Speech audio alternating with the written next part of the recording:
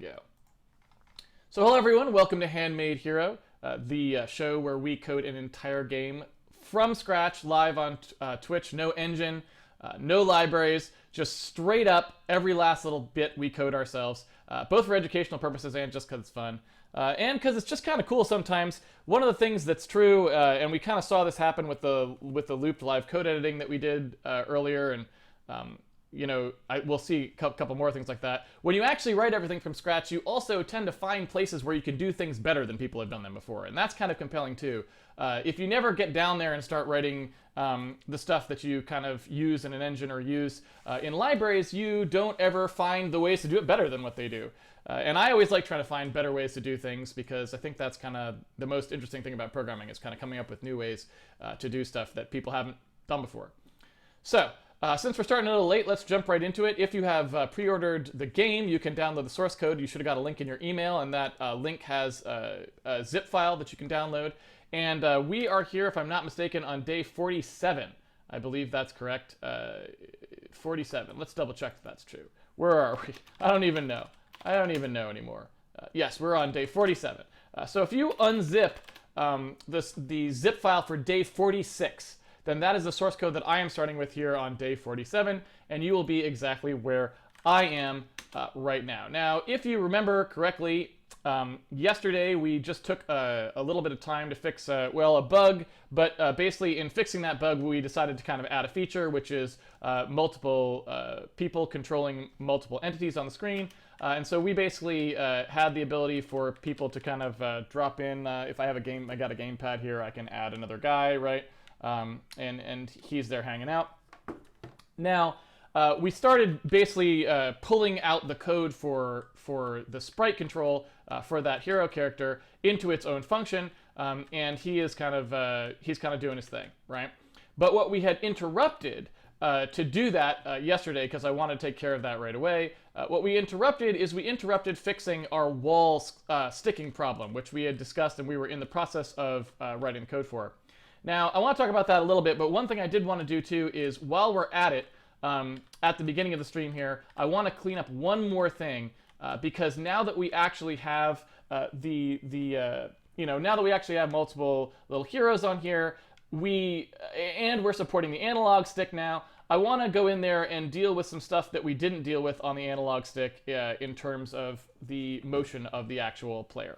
So, just quickly, if you recall, we had not really learned vectors yet when we first visited. Let's see here. When we first visited this code right here. So what we were doing originally is we basically just did a little hack which said that if both of your when the user is controlling the hero, we had just hacked in a thing so that when he tries to move diagonally, he wouldn't move faster than he moved when he was moving in cardinal directions, right? And this is something that we did before we learned vectors. So basically, we had a situation where we had something that looks like this. We have him moving in this direction, and we would set this to be 1y and 0x. So this was the vector 0, 1, right? Or we would be moving this way, and this would be the vector 1, 0. Or we would be moving this way. Oh, sorry, that's actually negative 1. And that's 0, 1, because remember, y goes up. That's positive x, positive y. And this is negative 1, right? These are the vectors that the D-pad could be creating by pushing in the cardinal directions. But when you push in two directions at once, we were ending up the vector like 1, 1, right?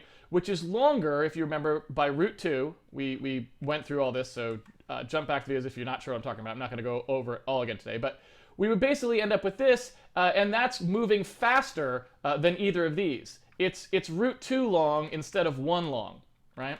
And so what we decided to do is we decided to solve, we actually solved Pythagorean theorem to figure out how long it should be so that it would be the same length. It would still be 1 long, but just in that direction, right? But now we have a different problem.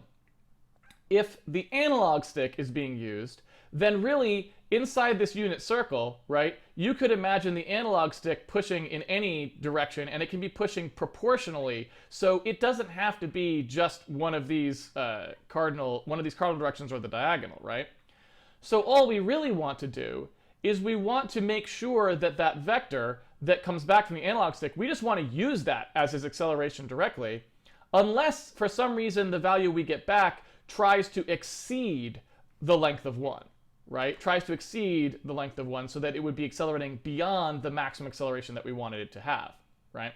And while we don't necessarily know if that will ever happen, because it could be that the analog stick always returns values that are perfectly inside that unit circle, you could imagine if there was some gamepad that had more of a square range of motion, so that when you pushed it up into the corner here, it was actually kind of more at negative 1, 1, or something like that, or negative 1 down here, instead of sort of being more at that unit circle range.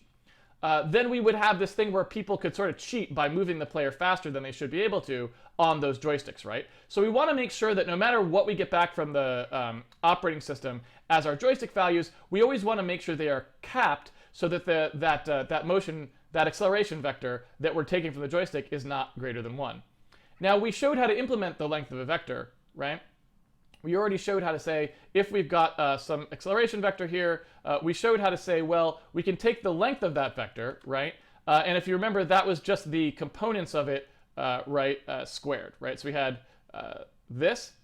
The length squared was equal to this squared. And again, that's just that Pythagorean theorem, a squared plus b squared equals c squared. That's what we did, right? And if we wanted to actually find out the actual length, we could just square root this, right? So we'd square root both sides, and we would get this, right? Ax squared plus ay squared, like that. So we have this ability, and we actually implemented that in our math library, if you remember correctly.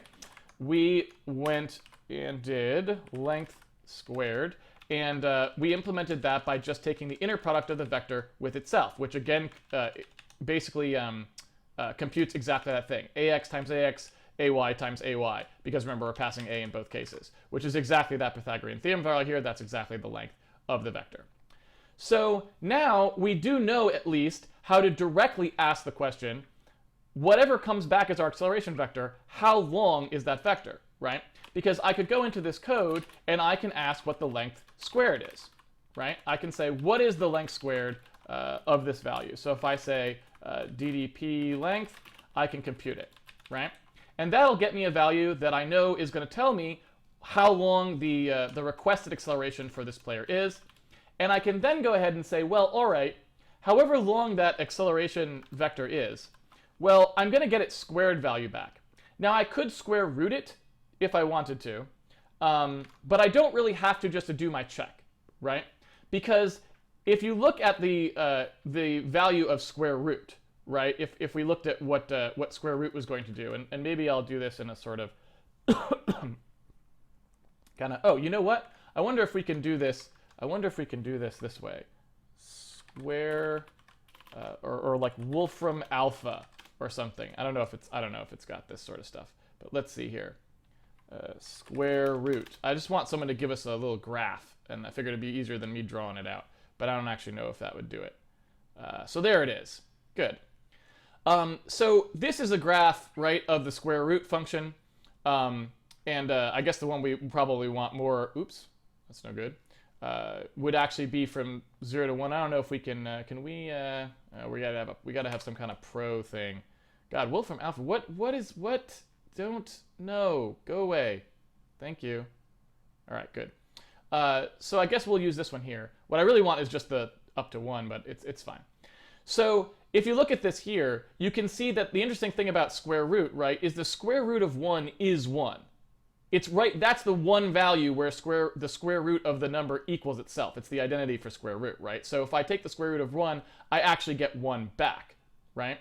And so I could just say, well, since I actually want to just check to see if this thing would be 1 if I took its actual length and square rooted it, well, I could just say whatever that length is that I want, max acceleration, right? I could just say whatever the square of that is, I'll compare against that. So if the length that we get back is greater than the square of the max acceleration, then I'll do it. But of course, I know in this case, the max acceleration here is just 1, and I know that the square of that is 1, so I can basically just check if it's greater than 1 and save everyone the trouble.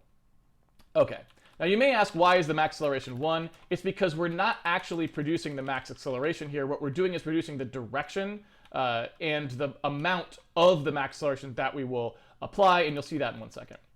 So what I need to do here is just check to see, okay, is the length of the thing that we were supposed to be using, is that going to be greater than 1? And if it is greater than 1, I need to cap it at length 1, okay? So I need to figure out some way that now I need to do something to DDP here, right? I need to do something to DDP such that I can change its length to 1 without changing its direction, right? So I need to construct a kind of diagram that, again, should be familiar to you from your high school math, right? I have a vector, I have a vector here, right? There's my vector. And you can imagine, in fact, I should give myself a little more room to draw. So let's say it's big. There's my vector, right? And it has its components, x and y. Here's the component of the original vector. We'll call that vector A. Here are the components, right? And this is my vector A. Now what I want to do is I want to construct another vector, and I want it to point in exactly the same direction as A, but I want its length to be 1. So this length here should be 1. This length here is some other length. It's the length of A, right? Make sense? Okay. Now, if you remember, again, like I said, from your convenient sort of grade school or high school maths, you know that if you have right triangles like this that share all the angles are the same, right? You've got all the angles are the same on this diagram. Then you know that they are similar triangles. And what similar triangles mean is that the sides are actually proportional in length to each other. So the ratio of one of the sides of this triangle to one of the sides of this other triangle is the same ratio no matter which side I pick, right? So if I want to know how big this is relative to this, or if I want to know how big this is relative to this, all I have to know is the relative ratio of one of the sides. Now, of course, I have that because I know how long A is, right? And I know that I want it to be 1, right? So I basically know that if I take the ratio of 1, which is this what I want here, right, to A, which is the actual length, that gives me the coefficient, that gives me the ratio that I would want. You know, I can write it out as an actual ratio expression. The ratio of the thing I want versus the thing that I have. I can then pick any other part of it, like the AX that I might want to get, and if I want to get that new x, right, whatever that new A prime x is, so A prime x would be down here, right, this length, right? So if I want to try and figure out what that is, I can just use this exact formula, right? And the thing that I want to solve for is this. So multiplying out, you get just doing the cross multiply. Again, this is where I'm shocked I haven't made a serious math error on the stream. This may be the day, but we'll find out. Yeah. So anyway, the thing I want to solve for is this right here, this A prime x, this value, because I know that value and I want to get this value. So if I want to solve for that, I just have to go ahead and isolate that term, which just means dividing by this. And of course, that gives me A prime x equals AX over length A, right? And this turns into basically the sort of the canonical version of changing the length of a vector. So let's say I want to do it a little more sort of aggressively. Let's say I wanted to do A prime. So I just have some new length here, length of A prime, whatever that length is, right? So I want to basically say, no matter what the length is, what would I do here? Well, now cross multiplying, right, I get that length of A prime here, right? So AX times that, right, cross multiply here, that's this term, cross multiply there, that's this term, they're equal to each other. And so then when I actually do this, right, I get one additional term. Instead of just having AX over A on this side, I actually have the length of A prime times AX over A, right? Because I'm taking this and dividing by this. And this right here is the canonical form for how you change the length of a vector without changing its direction. It's this A prime over A, right? So length of A prime over length of A. so the length that I want my vector to be over the length that it is, right, is that term right there, times the component that I want, right? AX is the existing value for my x coordinate of that vector. So that gives me the new A prime, the new A prime x. And if I want to do it with y, again, this would be the exact same equation. There'd just be y's here, so all the same math carries through. So A prime y is just the exact same thing, coefficient times AY, right? So what that gets for us is just this really, really simple way to take a vector and change its length. All we have to do is multiply the components of the vector by that ratio, A prime over A. Now we know that we want the length, the A prime there, that length is just 1.0. And so now we just need to know what this value is here, right? What that is. Now, unfortunately, ratios do not work through squaring, if that makes sense. So basically, if I have this, A prime over A, and this is the coefficient I want to compute, I cannot compute A prime squared over A squared. I can't do that, right? I wish that were true, but I don't believe there's any real way you can, yeah, I'm trying to think if there's a good way to do that. Basically, I can't think of any way to really do that simpler than just actually having to do the square root, right? So that means we do have to do a square root here, but hey, square roots aren't as expensive as they used to be. I don't know if we actually ever put one into our math. Let's see here, into our math library. Oops. Where is intrinsics? Square root. Did we? No, we didn't.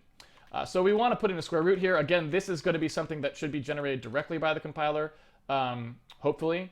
At least inverse square root usually is. Square root usually is as well. Anyway, we'll see. Let's take a look. So, square root of some value that comes in, that's going to be equal to the square root of the value that comes in. Return that as a result. Yeah. And so all we really need to do here is just do what that length we had, take that square root, and that will essentially do that operation that we just said, right? Multiply all the components of our vector, of our acceleration vector, by whatever would make its length equal to 1, right? And we're not going to do that if it's less than 1 already, because that's fine. That just means the person is pushing just a little bit on the stick. And now we can get rid of this, right? So hopefully that will... What is the problem? Oh, do we not have an f squared? Do we need... There we go. Sorry. For some reason it's f abs, but squirt f. Don't ask me why that happened, because I have no idea, but that's just the way it goes. All right, so now, in theory, we should have more ability to control this guy a little smoother. There's not really going to be a whole lot of difference there, but that's just getting rid of that kind of crufty code that only worked for the D-pad, so now it'll work for the analog stick as well, and we're all good, right? And you can see now he can move just a little bit, right? And we don't get any kind of weirdness in there or any kind of non-proportional stuff. So, yeah. So that's good. So that's all I really wanted to take care of, was just that. Yeah, and hopefully that made some sense. It's pretty straightforward. Now, as I said before, if you want to know why we are making it length 1, it's because basically anything that's length 1 is easy to then transform out into some other length, right? Because if I know something is already length 1 and I want to make it some other length later, I just multiply it by the length that I want, right? Because you have to remember this equation that I just said, where it's the new length, right, over the old length. If I wanted to make something a new length and I already knew its old length was 1, well, that means this square root here would just already be 1. And so it would just be new length over 1 or new length. So that would be the equation, right, for changing it to some new length if I knew its current length was already 1. And so the reason I'm constructing a length 1 vector here is because now I just have basically the generic vector that points in the direction that the person goes, or a vector that's something less than 1. And if it's something less than 1, then all it will do is when I multiply it by something later, it will be proportionally less, which is exactly what I would want with the analog stick, right? I'd want a proportion less than whatever I'm going to do if it was pushed all the way out. And so then we do exactly what I just said. We take that vector and we multiply it by however fast we wanted the player to actually accelerate in meters per second squared. And that basically gives us a vector that's the correct length now for acceleration to use. And then we proceed as normal. So nothing weird happens there. So that's it. I mean, there's nothing really fancy going on there. I just want to make sure everyone kind of understood what was going on. And so then, hey, there he goes, and he's good. So now all we have to do is concentrate on this problem, right? Where we're not grinding along the wall because we don't allow movement when we detect a collision, right? And so what we want to do is allow movement when we detect a collision now and clean that up. Okay. So what we need to do for that, I thought about this quite a bit, and I talked about, on a previous stream, I was talking about whether we should do search in P or search in T, and I kind of talked about how to implement both methods, and the more I think about it, the less I want to do search in P. I was kind of like really on the fence, if you remember. I wasn't sure, and I thought about it over the weekend, and I was like, you know what, I don't think it's a good idea. And the reason I don't think it's a good idea is because I feel like it's going to introduce a lot of complexity into the code for us for not a lot of benefit. Because really in this game, we're not going to be grinding against walls a lot. It's not like a walking simulator kind of a game. And I feel like the benefit that we'd get from having search in P, which I like better for collision detection in some sense, is just going to cost too much in terms of the code complexity. So I think since we really never actually bothered to implement it, I'm just going to say let's not bother. And let's go with the more traditional version, which I was going to show how to implement anyway. Let's just do that method. Because I think that method makes more sense because it's cheaper is the thing. And I feel like the cheapness is going to be important for us. That's all. And I don't think we're going to get much benefit out of the other way. So basically all we really needed to do was come up with a better way of actually detecting when we were hitting stuff. So all we were doing before is when we actually go in, somewhere, we say we're here, and over a time step we want to go here, but there's something in our way. All we were doing before is checking that ending location. We were checking that ending location to see whether we could stand there. And if we could, we just accepted the move. If we couldn't, we denied the move. That was it. And so we need to do something better than that. And in order to do something better than that, the first thing we have to do is figure out what we actually hit and where we hit it. So we need to do something where we're going to look at what we could collide with. And we have to go ahead and say, all right, when we collide with something, let's figure out where we collided.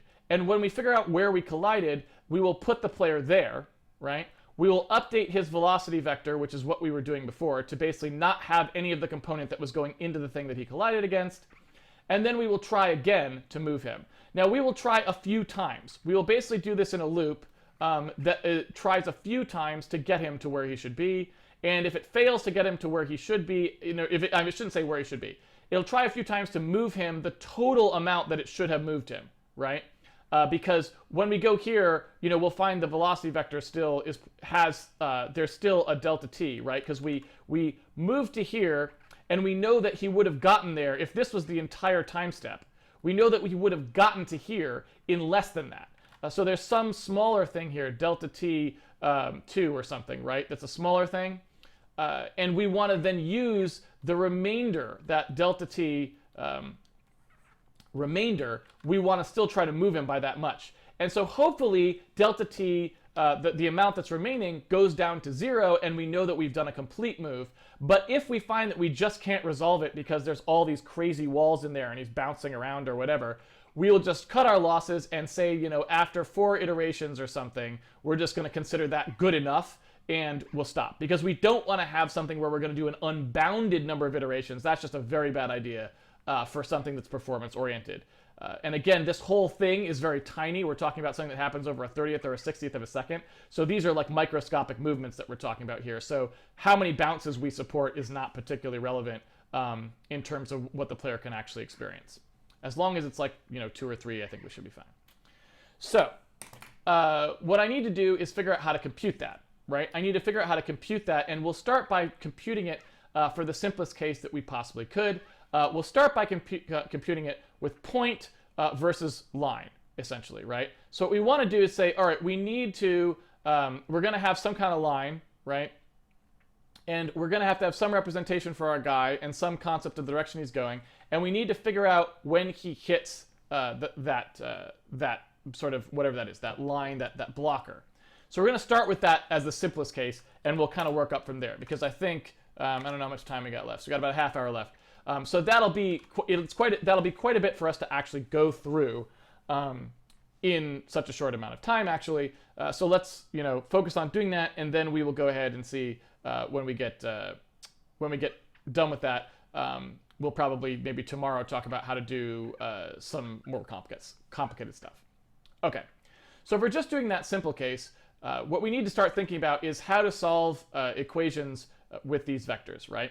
Because typically when you have something like this, if I have something like that where I've got some kind of a line segment, right, like so, and I have some kind of a vector that's going in that direction, I now need to figure out how to do solves, because in order to figure out when, if I was going along this line, when I go here, we're essentially talking about something that's going to be some function of time, right? As time progresses, I'm moving. And I want to know when this function of time that tells me like a location of the player, when it equals some particular criteria, right? I've got some value that I want to satisfy here, and I need to know when that becomes equal to something, right? And so if I want to do that, we're starting to talk about actually solving some equations. And so the first question is, well, what is the equations? What is the first equation what is the first part of the equation that we're going to use? How do we represent this part? How do we represent there's a player and he's at a location and he's moving, right? Well, the most simple thing to do here, right, is to say, well, I start at a place, we'll call that P0, right? And then I move along some vector that's like a distance, right? I move in a direction. So I know that I've got some, P0, which is this point here, and then I know I've got some direction, we'll call that D, and I'm moving along it in, some amount. So if you remember, we did that thing where we talked about the linear blend, right? And we said, oh, well, if you want to have a linear blend between 2 points, A and B, right, you can think of it as the delta between them, right, B minus A. You can think of that delta between them, you can think of starting at A and adding some percentage of that distance between them, right? And this was the standard linear blend function, and I said it comes up all the time, right? Remember I said everything we do is going to have this in it. Well, guess what? It's going to happen here too. I've got a place I'm going to, I've got a place I'm coming from, right? And I want to move between them. Classic linear blend, right? So I'm going to talk about this as if I have this vector. So we're going to say that I have that delta vector there, right? And like I said, I'm going to call that D. So I'm going to call this difference between D. And so I'm just talking about that P0, which is this. I'm talking about P0 plus T times D, right? That will tell me where my guy is at any time t, right? So if he starts from here, I can plug in any time I want, and he will move along that line and just keep going, right? Now, if I want to, I can do different things here. I can phrase this in a couple different ways.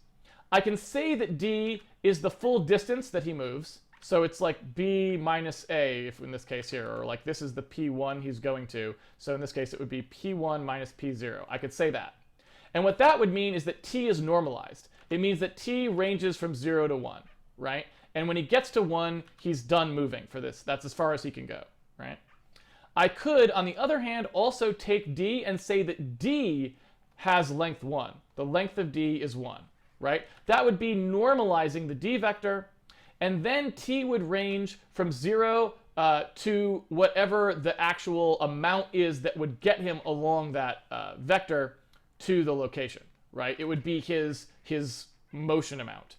So we have different ways we could phrase this. We could have t range from 0 to some value, or we can have it range from 0 to 1, and it depends on what we want our properties to be of these vectors. Do we want this to be normalized? Do we care? Stuff like that. So just keeping in mind that this could actually be phrased a couple different ways. The P0 is kind of unambiguous. It's where we started at the beginning of time step, where the player is standing right now. The D is somewhat unambiguous in that we know it's pointing in the direction of motion, but in terms of the T and the length of D, they are kind of interchangeable. We can move between different schemes there depending on how we want it to work, right? Okay, so let's start with the simplest possible case we could imagine, right? The simplest possible case would be if we just know that we have, like, say, a vertical wall, right? We just want to know when this guy hits a vertical wall that extends, let's say, infinitely for now. So this is just an infinite vertical wall. He cannot go past it, ever. He'll never get past that wall, whether he goes up, down, any other way. Well, what do we know about a vertical wall? We know a vertical wall has an x-coordinate of something and a y-coordinate of everything, right?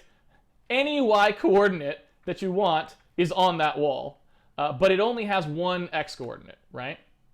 So this can be anything, but this would have to be a specific value. And that would basically be like our wall x, right, or something. So we'll call that wall x. So if we want to, we could now imagine how we would directly solve this equation to see when a guy walking in that direction, right, would hit this wall.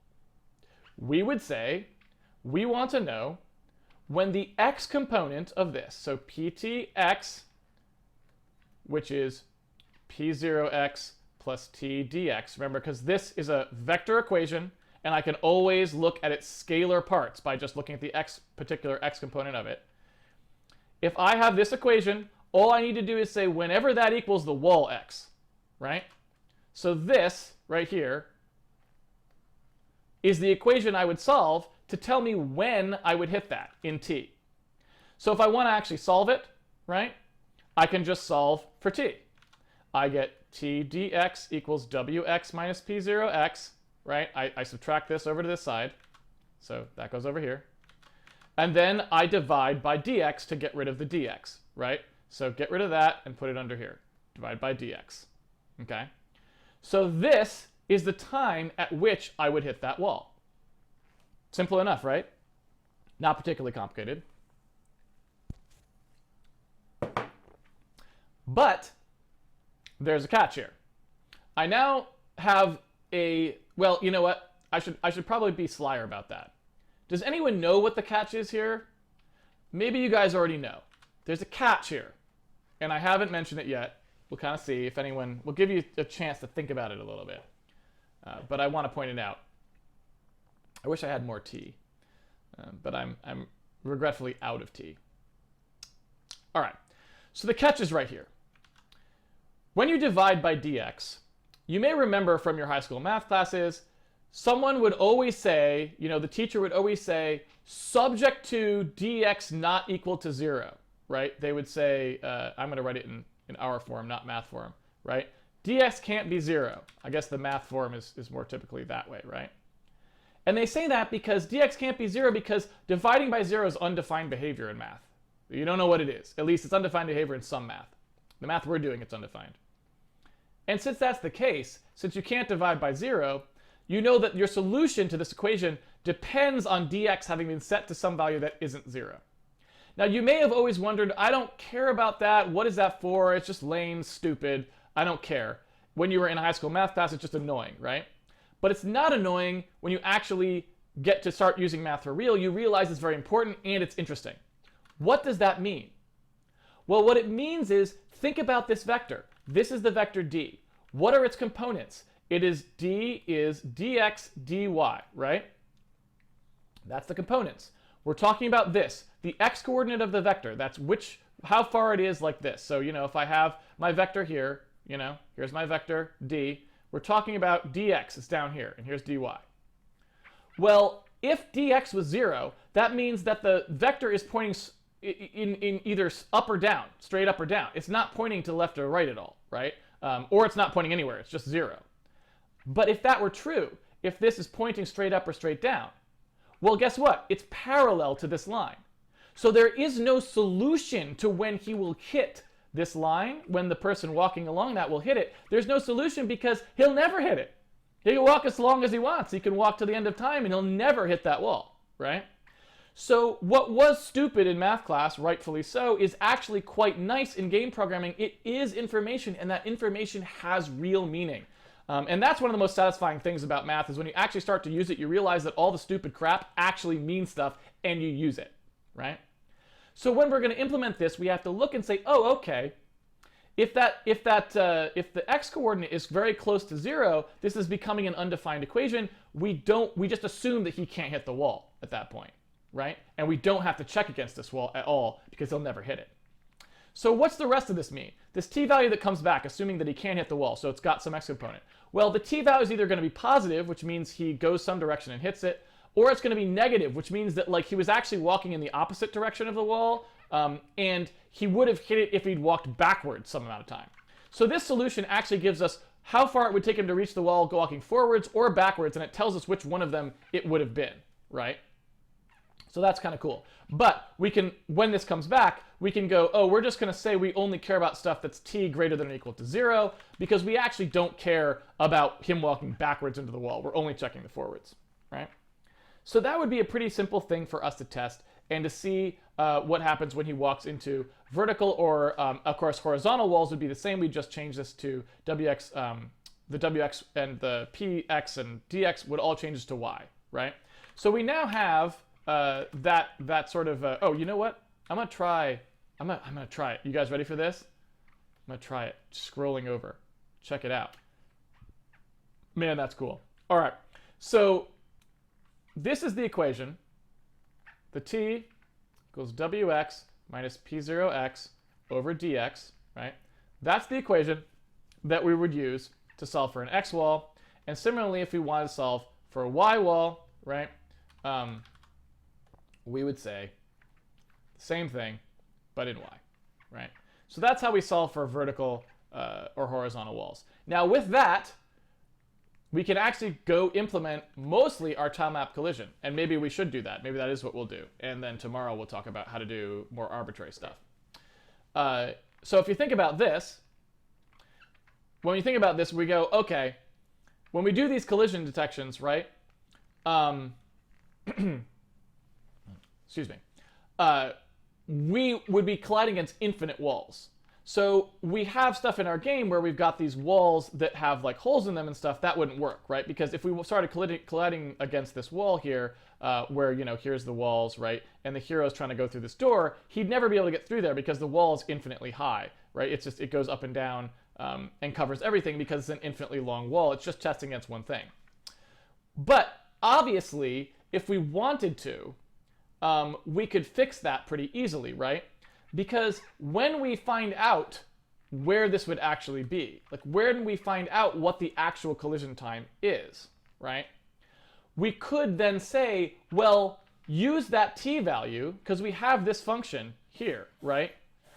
Plug that t value back into the walking equation, find out where the guy is standing at that time, right? So do p0 plus, and let's call this like our solved for t or something, plus t solve, right, times d. This right here will give us the solved for time p. That will give us this, when he walks, that'll give us this location when he hits the wall, right? When he hits the wall, we can check the y coordinate to see what its range is. And if that range is not in between the two locations that we know of the wall to be, right, we could just not do it. So for every for every tile block that's solid, we could basically check 4 different collisions, right? One for each side of the block, and just check the range of the collision to make sure it's actually in between there. If it's not, we don't count it as a collision. We just move on. And so that's a pretty easy way, right, that we could do this. So let's go ahead and implement that. Since this may be very new to a lot of people, I figure like we shouldn't really jump ahead at all, if that makes sense. So that makes sense. Hopefully that makes sense. And again, so this is the, yeah, well, there you go. I need to get my, there we go. So there you go. Okay, so moving along, let's just go ahead and implement this code. It's pretty trivial, right? So if we go ahead and implement this code, this was our old code up above here that we were using pretty straightforwardly. And so now we're going to have to write some actual collision detection code here. And so what we need to do here, well, I guess I can keep some of that actually. This is actually relatively important. What we need to do is loop over all of the tiles that are around us, right? All of the tiles that we could be hitting, taking a look at them and seeing if they are solid. If we can't stand in them, then we need to go ahead and see whether or not we would hit them by walking into them, right? If that makes sense. Yeah.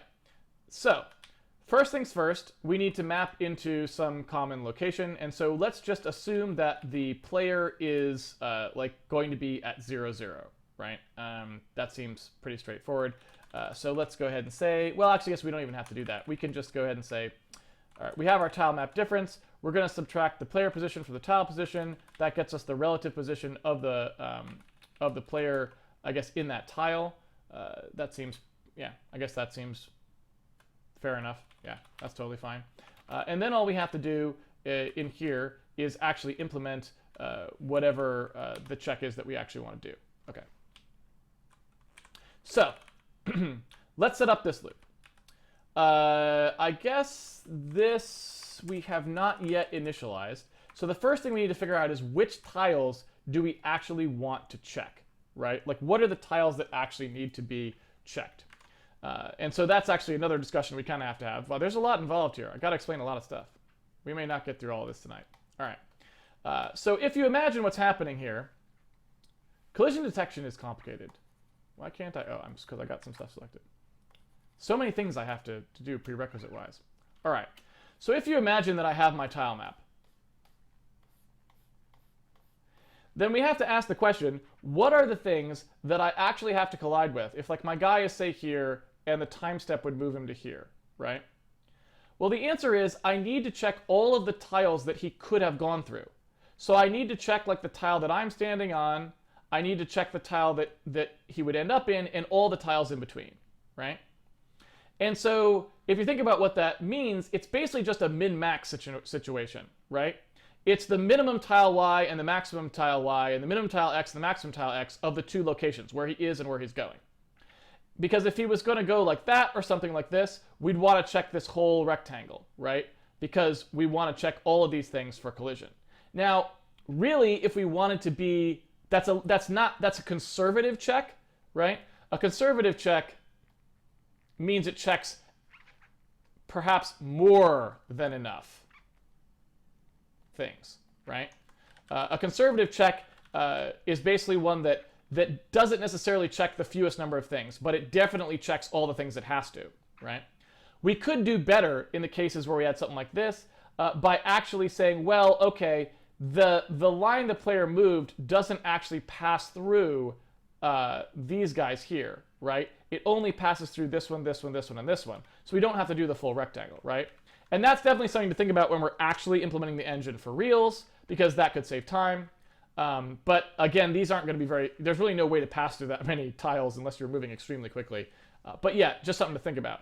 So all we really need to do is a conservative check at this point, which will basically say, okay, as long as we get all the tiles we might check, we'll be fine. It doesn't matter if we check some ones that we actually shouldn't have checked, because that's just like some wasted time, and that's like stuff to worry about in the optimization phase of things. So we don't actually care about that for now. So what we want to do is basically say, okay, the two places, place we're coming from, the place we're going to, we want to take the min and max tile values of those and to know which tiles to check.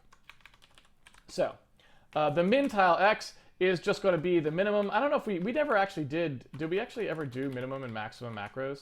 I don't know if we did. Handmade platform.h, did we do any of these? Handmade.h, did we do them? No, we didn't.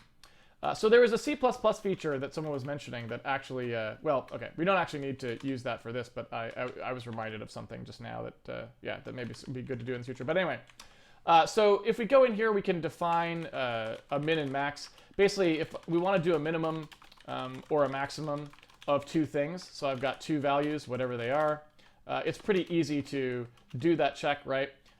We can just say, if A is less than B, then the thing you wanted was A, right? And if not, then the thing you wanted was B. Pretty simple, right? And the same is true for the maximum. If A was greater than B, right, then you'd want A, otherwise you'd want B. That's pretty much all I'm talking about here. Very, very straightforward. Really nothing to it. But what I would like to do now is say, okay, so I've got the old player P, and I've got the new player P. So let's take whatever his abs tile, whichever one of those is a greater, I'm sorry, is a smaller for that one and greater absolute tile index. Oops, there we go. And then what I have to do is I have to add 1 because I want 1 past the maximum tile. And again, the reason I'm doing that is to make sure that wrapping works properly, if that makes sense. So there we go, max tile. Let's get that Y in there. And then this one will be minimum. There we go. So basically, I just got to get that minimum tile, I got to get that maximum tile, and then I'm going to loop and add 1 to it so I'm 1 past it. And then I loop over those tiles, making sure that I stop when I get to that maximum one, right? And again, I had to use not equals, not less than, because I want to support wrapping. And you can't support wrapping with a less than, because if I underflow here and the min tile was less, then that would be no good. All right, so what I need to do now is say, okay, we're only checking things in our tile Z, so that the tile Z is not really relevant at this point. We then are going to say we're going to figure out where the best place is to leave the player, and that's going to be, again, since I'm checking against all of these, I need to check against multiple of these guys, right? I have an equation that'll tell me when I hit a wall like that, but what I haven't done is figured out, well, okay, if I have tons of walls, what would I do, right? And the answer is just, well, okay, if you've got tons of walls that you're checking against, and you're checking against like this wall and so on, right? Then that puts you in a situation where I've got here, and I'm doing this sort of thing, and I test like, this wall first. And I say, oh, okay, he hit it here. And so that would be some t. That's like some t that I solved for. So we'll call that t far, right?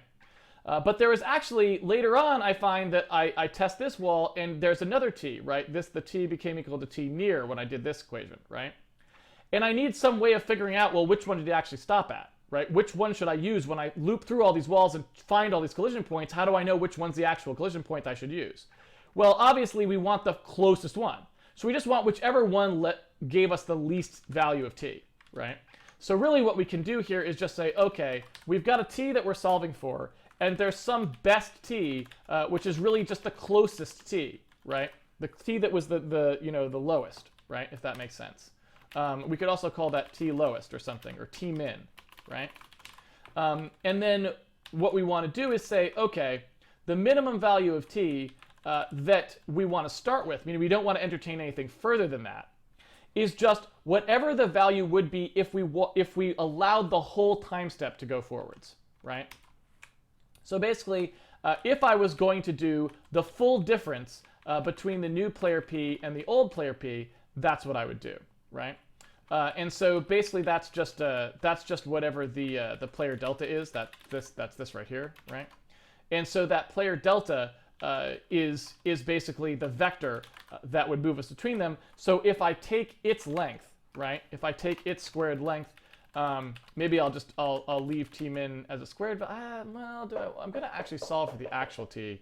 So we could also make t be equal to 1 if that. You know what? Let's just say that t is equal to 1. Let's do it this way. So I made this decision based on this thing I was talking about back here, right? Remember how I said t and d are kind of fungible? They have to multiply together when they get to their maximum values. They have to multiply out to be wherever the guy would end up at the end of the time step. But what I realized just now, because I was saying like which one am I going to do? It's going to be better if I just make the length of d be equal to the total movement, right? So that's the total movement he should do, and then t will be equal to 1. And that way I can just straight up set it at the beginning, and I don't have to really do any other work. So that'll be fine. I can straight up set it to 1. That's the maximum it should ever be. So any collisions that you find had better be lower than that. Otherwise, there were a collision that would have happened after the time step would already be finished, somewhere out here, like, after he would walk much further or something like that. So, okay. So assuming that is set up properly now I just have to go through, and if the tile is not empty, I have to test all of the walls and see if they need to update my team in, right? And I really don't need this best player P anymore, because afterwards I can reconstruct where I should be by looking at the team in, right? So that's pretty easy. So all I need to do here is say, all right, I need to solve my team in. So what I'm going to do is I'm going to test each of the walls of the guy. So I need to do like a test wall, if that makes sense. And so I've got the relative position of the player. I'll put that in a rel vector here. So rel new player p. I don't remember what we called this. We said we were going to change it to a 3D vector once we had them, but we didn't quite yet. dxy.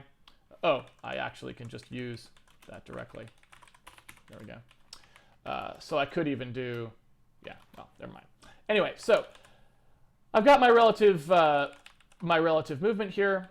That is going to be multiplied by t, obviously, to give us the motion that we want. So tmin times this relative vector would move me from the player's current position to wherever. Oh, sorry, no, that's not correct at all. What am I talking about? That's his position relative to the tile. My bad. It's the player delta is the thing I was thinking of there. Player delta is the function, is the vector that's going to move us from our current location times t to be wherever the point is that we would end up, right? So what we need to do now is we need to actually compute this equation that I said we were going to compute for each wall. And so we've got it here, right? We said that it was ts equals wx minus p0x, the whole thing, right, over dx, right? And again, dx is just that player delta, right? So that's that player delta x. And then the p0x, that was where we started from. And so we know what that is. That's rel new player p, right? That's where the player is relative to the tile. That's his starting location. We're doing all this relative to where the tile is. And then we've got that wall x, which is the actual point that we want to test, right? So we've got the wall x there. So what we want to do here is we want to make this into something that we can call, and this is again going to be the t result value. We want to make this into something that we can call 4 times with 4 different values. So we can do test wall with like the rel player x and one of the wall x's, right? So like the minimum corner of the tile's x value, for example. We want to say that, and then we can say what its bounds are in y. So it's min corner y and max corner y. So basically, this is the location of the wall. These are the bounds where the wall is, and then we've got our value that we're actually. Oh no, that's sad. The stream is over. We're so close too. Well, I guess test well will have to wait till tomorrow. What are you going to do? All I was going to say is, all right, so the test wall function, right, it takes the wall information, and then, it takes the player, the rel new player, whatever the, yeah. I'm so deflated right now. Can you see how deflated I am?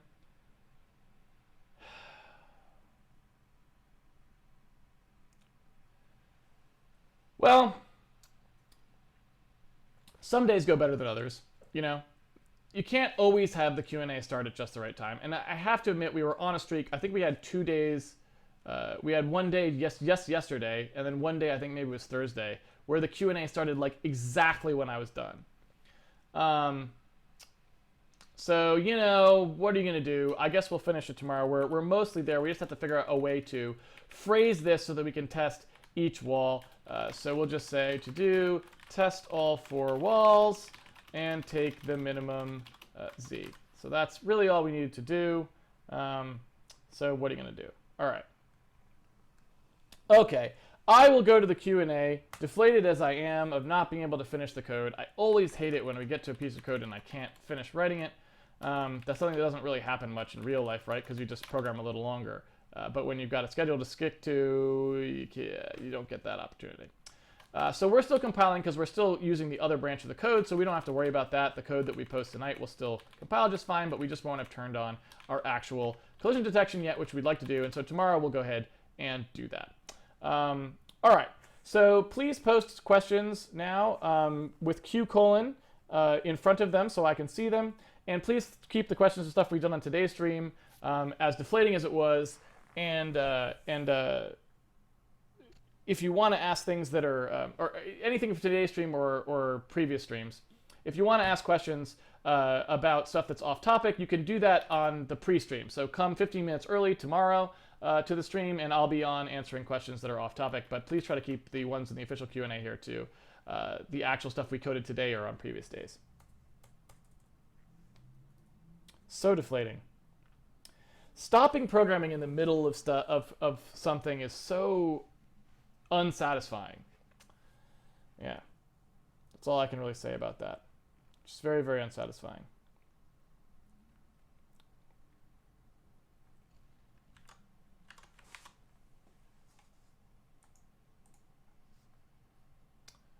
Yeah.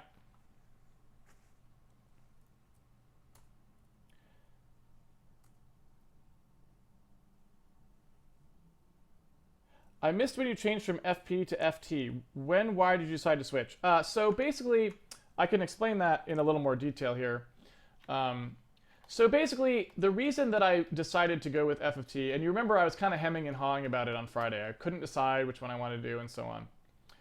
And so here's the reasoning behind it.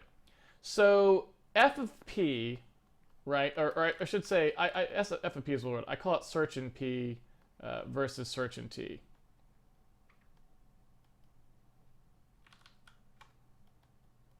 Right? So search in P has some nice properties, right? Search in P is bounded in iterations, right? Whereas search in T is unbounded in iterations to produce the correct answer, right? Search in P allows sort of smoothly ignoring geometry bugs, whereas this gets stuck, right? Geometry bugs, right? So these are like pluses for search in P and minuses for this. But search in P has a pretty big negative that search in T has as a positive, and there's really two positives, one of which I don't think we care about much, but one of which we really do.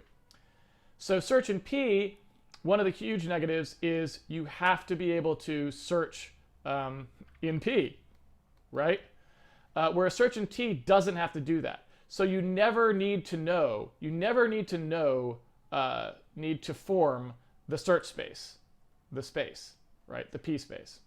And what that means is, like with search in P, right? If you imagine I've got some crazy collision geometry here. In order to search for the closest point to something like here, which is what search in P is doing, it's got to be able to actually know how to look through the space and figure out what that closest point is. Search in T never does that. Search in T just tries to drive in a straight line, and if it hits something, it changes direction. That's it. So it never even knows really necessarily what the space looks like. And that can be much more efficient, right? So this is definitely the more efficient algorithm in the normal case, right? The other problem is this is handles like bounciness better, right? And this doesn't. And that's because with search in P, you don't really know how many times you would have collided with a wall to get where you are and stuff like that. So this is a little bit better if you want bouncy things. This is better usually if basically this is a plus up until the point where you want things to bounce a lot, and then this becomes a plus, right? And so really search in T with fixing this unbounded in iterations problem. So just full on saying we'll produce the wrong result by bounding it arbitrarily just is going to be way more efficient than this is. And so I just kind of decided this is, just not going to be a good algorithm for us to choose because we don't really care that much about this. And we just give up too much because we have to do all this extra work to produce the space. In the witness, we have to produce the space anyway for other reasons.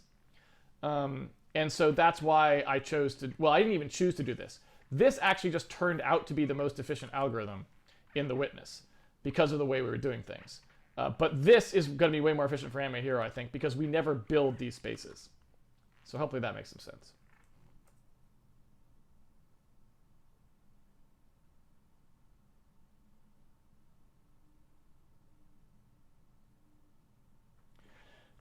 How does the game handle the state of the two separate players when they are on different floors? Well, the collision detector just works, right? Because it's using the tile Z of wherever the entity that is that it's colliding.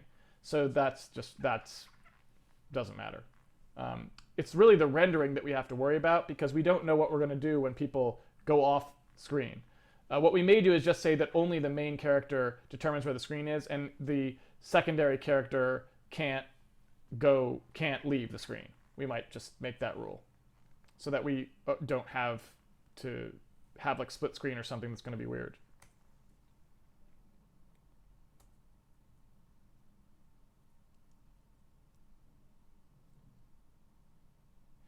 Why is the code complexity for p-search so much greater than t-search? So the reason is because of that process of searching. So basically, I've already told you, 25% or 50% of the code necessary. Like this is not that far from the complete code that we're actually going to need to implement search in T. It's just iterating, doing this a bunch of times, right? And we're basically all we're going to do when we move to a better collision detection than what we're doing than just point versus infinite wall.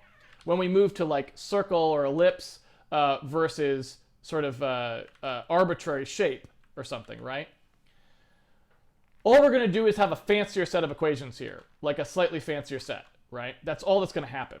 But the algorithm is the same. It's still just like, okay, drive along the line, see where when you hit something, change the direction you're driving, drive some more, see if you hit something. That's it. That's all that happens. It's nothing else going on. And so given that that's the case, it's just really simple code complexity-wise to implement this. It's just the simplest darn thing. And if you want to do search in P, it's much harder. Search in P is basically a closest point problem. It says, take all the geometry that you've got, whatever it is that the person's walking through, take a point, and I want to know the closest point on where, to that point. And so what you have to do is you then have to know how to be able to search. First of all, you have to do two things. You have to be able to search all along the edge of all the geometry to see what the closest point actually would be, which is very complicated. And you have to do that for another shape, right? Because whatever the shape the player is, it's not just really closest point. It's closest extruded point. So it's like it's the closest center of some collision shape, right? So in the case of a player who's represented by an ellipse or something, it's the closest place an ellipse could be that's close to that point or something, right? And so you have to like Minkowski your geometry or do other kinds of stuff there. It's complicated. Whereas we will just be able to bake that right into these when we do them. You'll see. So that's complicated. But what's also complicated is the fact that you have to know whether the player could have gotten there. So you still have to end up doing a pathing thing to see whether the player could get there because you don't want them to be able to tunnel through walls with this system, right? And so depending on what you actually have, this is either very expensive or free. In the case of The Witness, it was free to do this. But in the case of this game, it would be very expensive, and this is going to be much cheaper.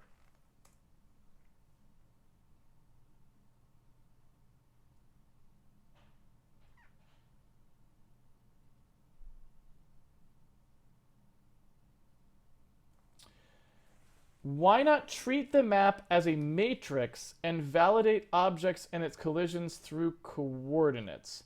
What problems can appear with this mindset? I'm not really sure what you mean by that. If the map itself was a matrix, that's really no different than what we have now, which is just a tile map. And the problem is that when you look to see, you need to know between 2 points. You need to know if you hit anything in between.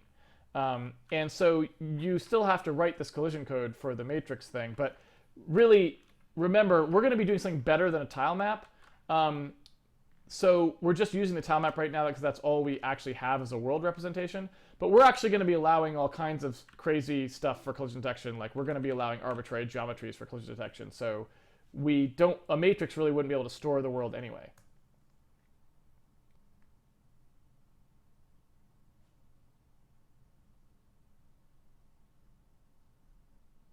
So your tiles are the 17 by 10 blocks. I'm fuzzy on collision detection as the player moves from tile to tile. I get lost on the world coordinate, tiles coordinate, and screen coordinate still, I guess. Well, I mean, we've kind of gone over this a bunch of times, so I'm not sure how to elaborate on it on any way other than how we already have. Basically, our tiles, you could just think of the tiles as a giant 4 billion by 4 billion array, right? So we've got abs tile X and abs tile Y for a person's location and abs tile Z. Just think of these as a giant 4 billion by 4 billion by 4 billion world, okay? So it's a giant cube made up of tiny cubes that's 4 billion by 4 billion by 4 billion, right? You know, let's go over here.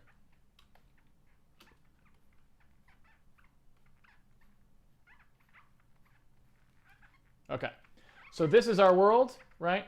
This is 4 billion long. This is 4 billion long. This is 4 billion long in tiles. So each tile is this tiny little thing, right?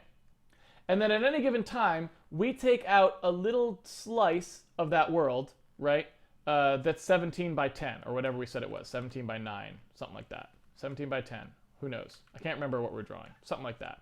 We take out a little slice from somewhere in there, and we draw it on the screen as the tile map, right? That's all we're doing. Now we have a sparse storage mechanism that breaks up this cube, since we can't store 4 billion by 4 billion by 4 billion, that basically just stores the places where there's actually world data in them. And so we have these tile chunks that are pieces that are just a storage thing, but you don't have to think about those when you're thinking about collision detection, because collision detection doesn't care. It doesn't care where that data is coming from. It's just going to do the iteration over the absolute tile indices, right? And so for the collision detection, all that happens is we just pull out those tile values and go, okay, take where the player was and take where he's going, and let's check all of the tiles that are around there to see if any of them are solid, and if they are, figure out where he would hit them, and stop his motion there. And that's what we're trying to write right now. Can this be extended to 3D collision? Yes, the equations are the same in 2D and 3D.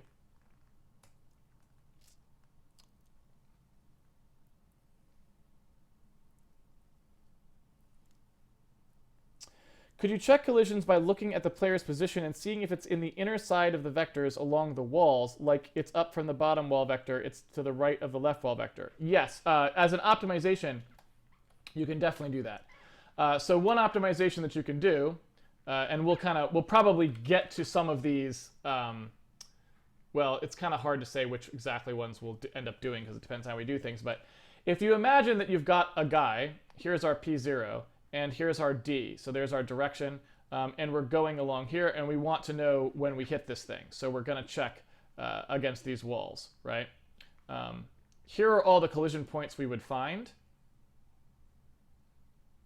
right?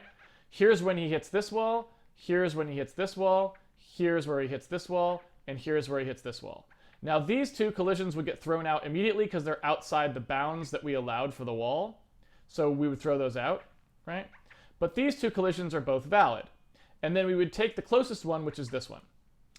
And what you were talking about is, can we use the information about where the player is to maybe do less work here? At least I think that's what you were saying. And the answer is yes, we could. What we could do is, since we know that these walls basically have a sidedness to them, right? We basically know that in here you cannot stand, and so the walls kind of have a direction. They kind of point outwards, if you will, right? What we could do is see which direction the player is moving, or which direction he is, we could see where the player is relative to the thing, and only take those walls that are pointing towards him. Because we know he can't ever hit a wall facing away from him because he'd hit some other wall first. So we could just flat out reject these two because they are not pointing towards him. Only these are pointing towards him. And how would you compute that? Well, it's our old friend, the inner product. A transpose B will compute that. How will it compute that? Well, you remember it maps one vector onto another. It is A, B, cosine theta. And what does facing someone mean? Well, if we took the sort of direction from the tile to the guy, right? We know that it's this direction. We want vectors that are not pointing backwards from that vector, right? We want these vectors, not these vectors. So what we can do is say, all right, the angle between those guys, the theta between this and this and this and this, right, has to be less than 90 degrees, right? If the angle between them was greater than 90 degrees, you'd be in trouble. What do we know about cosine theta? Well, cosine theta, right, if that angle, if theta is less than 90 degrees, right, then cosine is positive. But if it's greater than 90 degrees, right, then it's negative until it flips back around again, right? So when we compute that dot product, we could actually just use the sign of A transpose B to tell us which of these would actually be in play. So you absolutely could do what you were saying. It's just an optimization, but it'd be a nice optimization, right? So again, we'll look at stuff like that a little later on.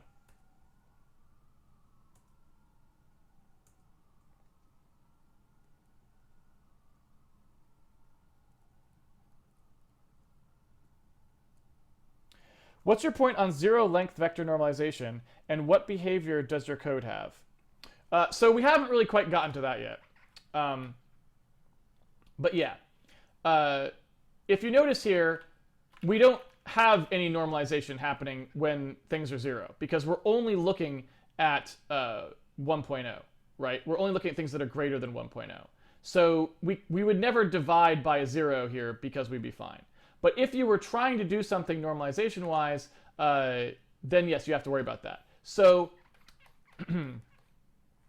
I guess I deleted that because I hadn't thought of my infinite scroll yet. So basically, if you think about what happens when we do that canonical equation, where I said we had the new length we want for a vector divided by the old length we want, right? Times the vector itself gives us a new vector that's a different length with this length, right? When I said that, obviously it's also, again, that thing of length of A equals, it cannot be equal to 0, right? Because it's the same as before where I was saying you can't divide by a 0 value. Now, we didn't actually ever, that condition can't happen here, so I was not bringing it up yet. But when we get to that, we'll talk about it a little bit more. Basically, what happens is, before you do anything with a vector to change a vector's length, you have to be sure that its length currently isn't 0. Because if its length were 0, that would mean that it has no direction. It's just here. It doesn't point anywhere. So you can't change its length. There's no way to know what its length would have been. And so that's something that you have to handle on a case-by-case basis. You need to know what was the purpose that you were doing. What were you trying to accomplish when you did this? And when you know what the purpose is, you know how to handle the 0 case. You know what you should do in that case, right?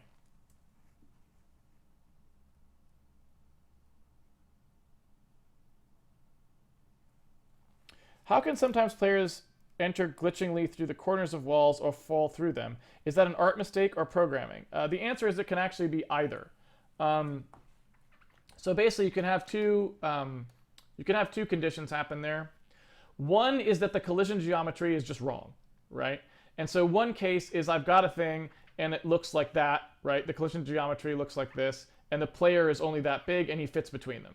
And then he can glitch through it. So even though maybe it's drawn like a solid thing, the collision geometry is wrong and he can glitch through it. Another one's a programming bug. The programming bug happens when the collision resolve is not robust in the face of tweaky situations, right? So let's say like I'm jamming into a corner here, and that corner basically has, a couple different things abutting in it like this. Something like that. And maybe this is empty here and this is empty here. And so these two things kind of abut.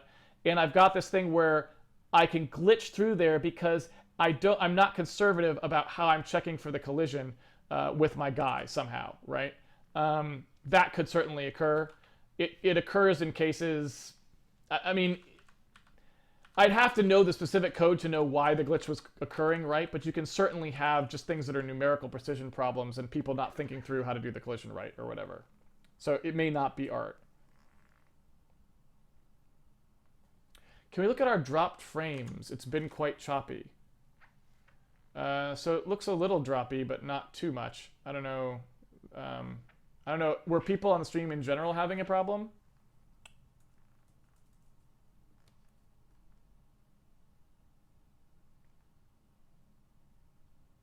Let's see.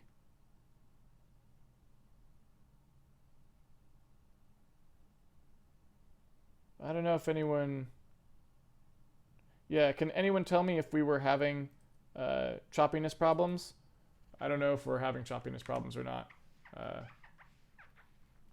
Yeah. So we're almost done here, I think. On day 47, we've got, what have we got? About 10 minutes left. Okay, so I think, Karufu, I think that was just you who was dropping the frame. Sorry. Don't blame my ISP yet. It's not their fault this time.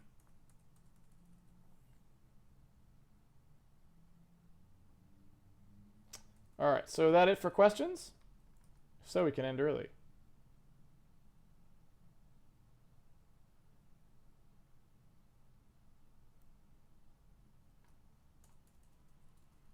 Yeah, I don't see any more questions.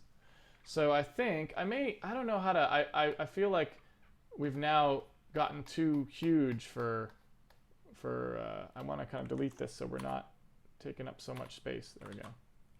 I'm afraid that Krita is going to run out of room for us here. All right, so we'll put that back like that for next time. Here we go. Okay, so I think that's it. I don't see any more questions. I'm surprised that the new timer code actually worked. That's kind of surprising to me. I was expecting it to roll over and die, and really we only had one problem, which is that I didn't actually have the thing stop telling us when the stream was already started, but that's okay. So that's good. The stream now supports fractional hour boundaries, which is quite robust. All right, so yeah, this was a bit disappointing today because I had hoped to get to that, and I guess, you know, a large part of the problem was I decided to talk about vector lengths, which, you know, takes up some time, but what are you going to do? What are you going to do?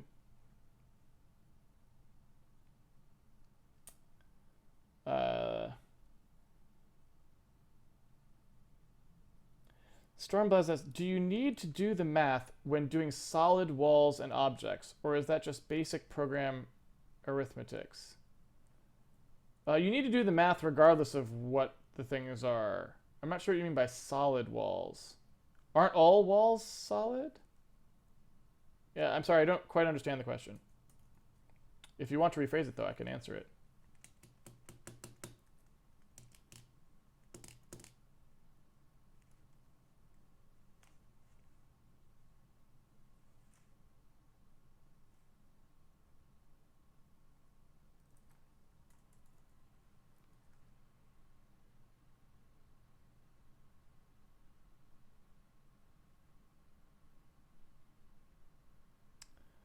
So yeah, it doesn't look like any questions, so I think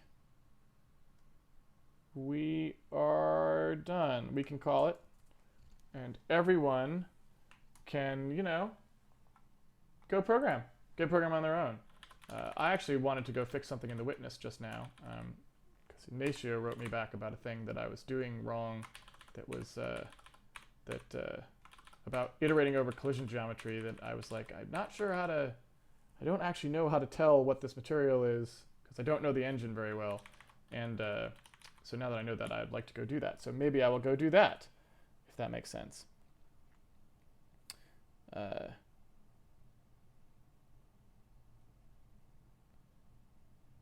Bloom, I think he means graphically, walls may be hollow inside. So doing the math for the whole object or just the outer collidable parts. Oh, so, well, if you think about it, though, it doesn't matter, right? Because if an object is solid, right? So if I have a solid object and I have a hollow object, but that still's got, you know, that's got walls, right? There's no difference between these two things as far as the collision detection is concerned. If a guy is walking into this thing, he still stops here regardless, right? So the equations are the same whether he's in a solid thing or a hollow thing. It doesn't matter. It's just all that matters is the first wall he can run into. and they're the same in both cases, right? So you only, for collision detection, you only care about the boundary of the thing. You don't care what's inside it because you can never get inside it. That's the whole point of the collision detection, is to prevent that, right? So.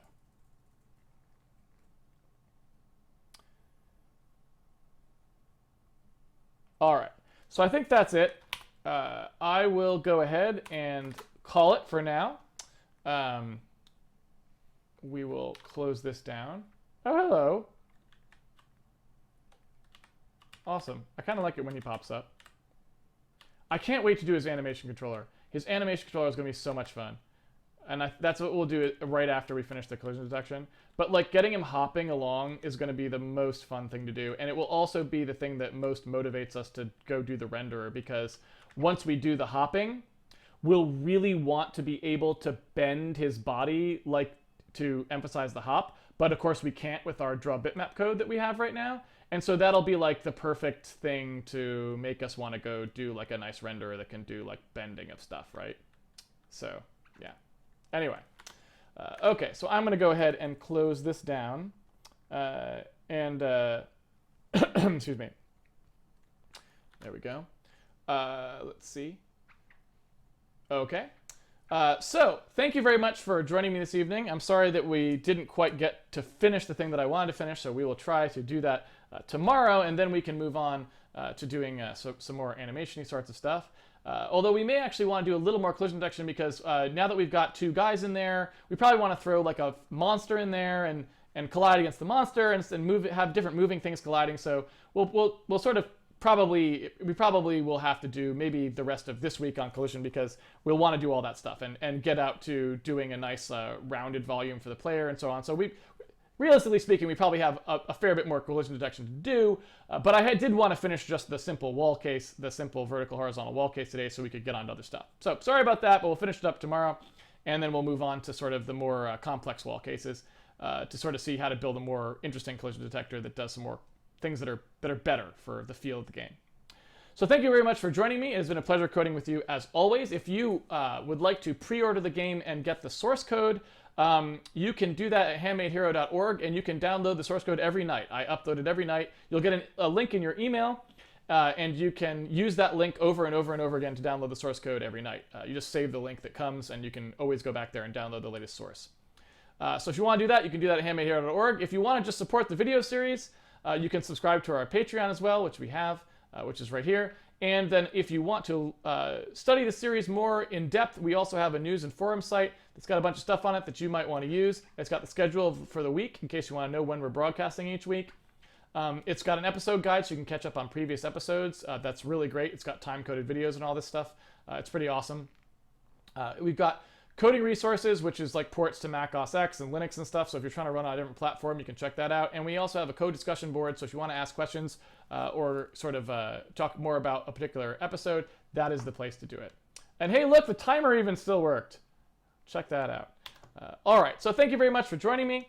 I will be back tomorrow, 8 p.m. Pacific Standard Time tomorrow, our standard time slot, since John is not doing compiler demo tomorrow. And so I certainly hope to see you all there. And have a wonderful Wednesday, either way. Take it easy, everyone.